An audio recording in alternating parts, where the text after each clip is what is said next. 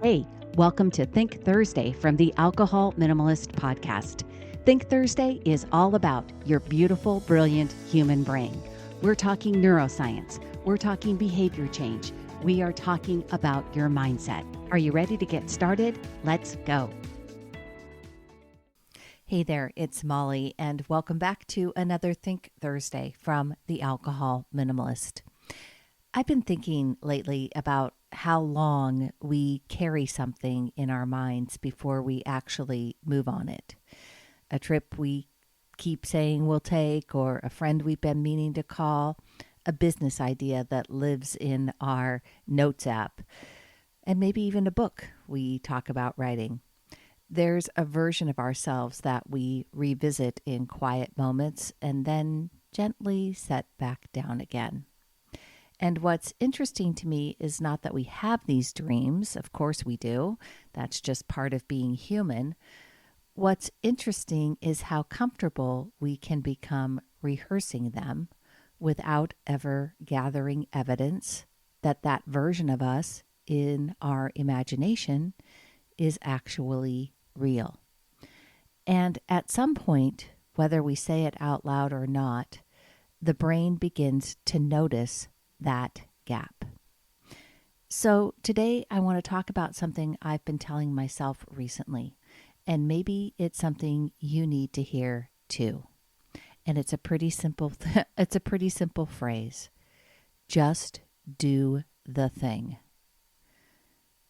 I don't want to make this dramatic or reckless, but I want you to deliberately start thinking about just doing the thing. Because movement changes the brain in ways imagination simply cannot. Now, dreaming is not useless. In fact, from a neuroscience perspective, it makes complete sense that we enjoy it.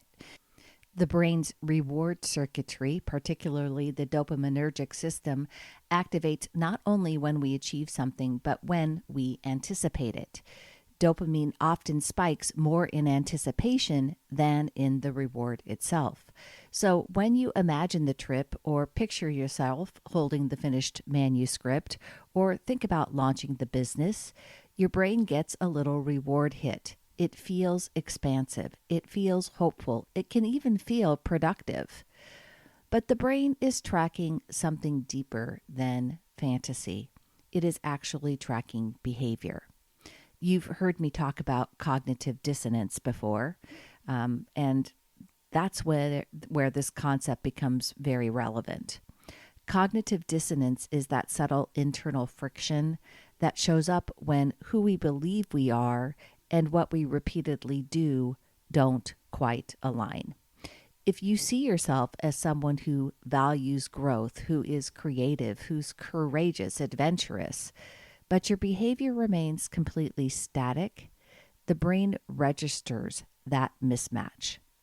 And what decades of psychological research have shown us is that behavior is often what resolves cognitive dissonance, not our beliefs.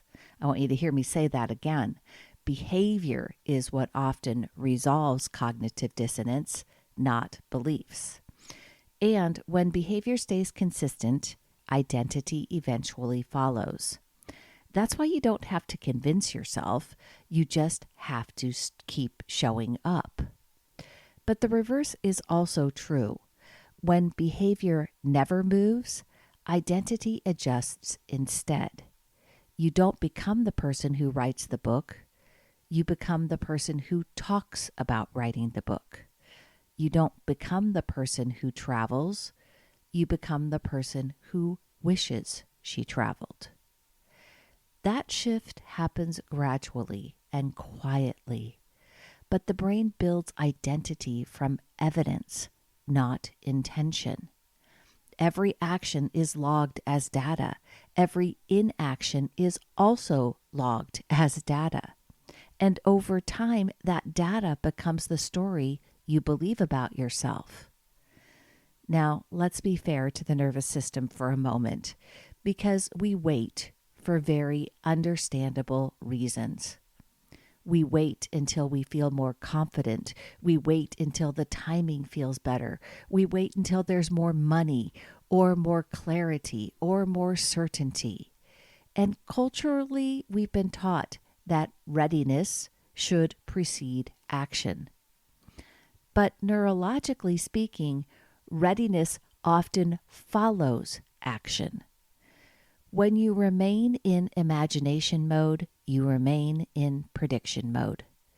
And prediction mode feels safe because it often doesn't involve exposure or feedback.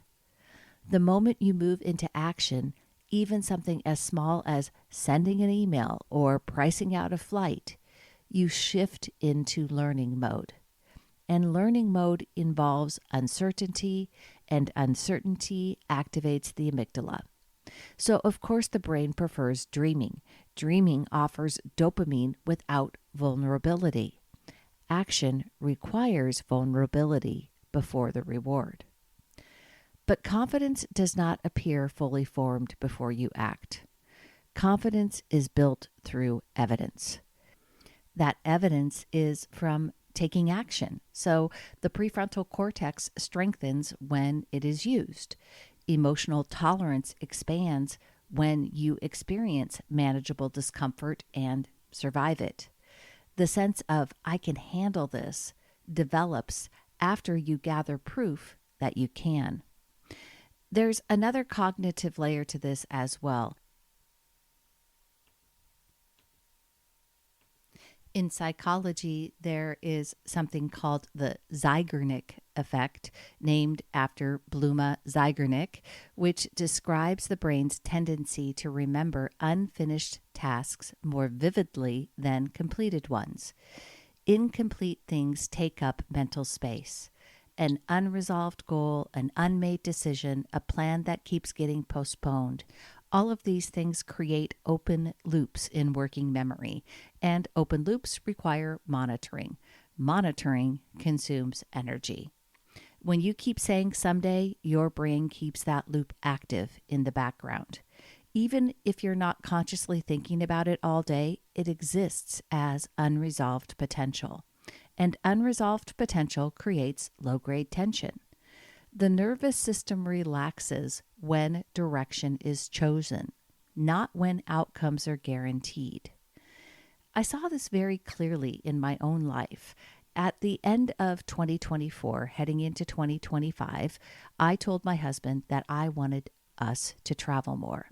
Not vaguely, not someday. I wanted us to do it in 2025. I wanted to take advantage of work conferences and add-on days that we could explore in the areas that I had to travel to for work. I wanted him to come with me because he works remotely, so we could optimize our travel budget because work was paying for me to get there. We just had to pay for him. I wanted to prioritize experiences because, quite honestly, we aren't getting any younger. And for years, travel had lived mostly in imagination mode. We would talk about places, we'd scroll photos, and we'd say that would be amazing. But in 2025, I stopped dreaming about it all and I started structuring. We made actual plans. And that year, we saw the Grand Canyon. We kayaked on Lake Superior. We visited the Alamo. We kayaked under the Congress Avenue Bridge in Austin and watched the bats fly at sunset.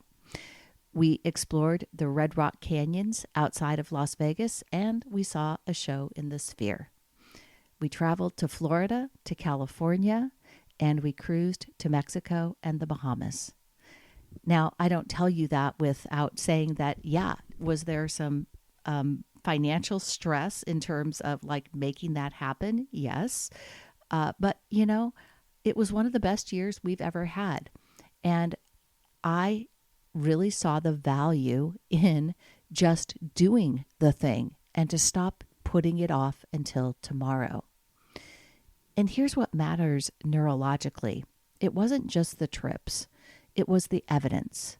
The brain now has proof that we are people who prioritize experience. That proof changes future decisions. It makes it easier to allocate time and money toward travel. It creates momentum. Identity is no longer hypothetical, it is embodied. So when I say just do the thing, I don't mean leap impulsively or abandon discernment. I mean stop rehearsing and start structuring. Book the call, open the document, put the date on the calendar, take the first visible step. Not the entire dream, just the next move. Momentum builds evidence, and evidence builds identity. Identity builds momentum, and momentum quiets fear far more effectively than endless analysis ever will. There is a version of you that exists right now only in imagination. And imagination is beautiful. It's expansive. It's creative. But behavior is what transforms imagination into identity. Your brain updates who you are based on what you repeatedly do. What your life story will be what you do with consistency over time. So if something has been nudging you quietly, not as a fantasy, but as a pull, maybe this is the moment to start gathering evidence. You don't have to leap. You don't have to know every step. You just have to take the first step. You have to move. Just do the thing and let your identity catch up. That's all I have for you today, my friends. Until next time, choose peace, and I will see you on Monday.